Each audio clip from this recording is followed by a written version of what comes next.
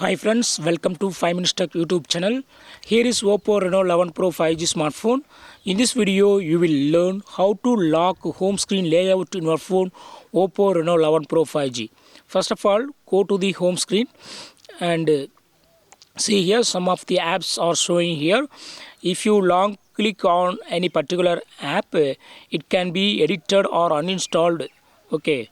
Also, you can move it anywhere on the screen. Okay, suppose if you would like to lock home screen layout, not to move, so if you if you lock home screen layout, it will not move, it cannot be uninstalled. Okay, so first go to the settings of your phone here and then go to home screen and lock screen, and just to turn on this button, lock home screen layout, so that the home screen layout is now locked.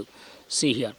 Now I am clicking on Snapchat, and it cannot be uninstalled. Click on uninstall, and it will not be uninstalled because home screen is locked. It's saying the text that home screen is locked. Okay, you cannot also move into any area. Okay, you cannot move any app. Okay, see here.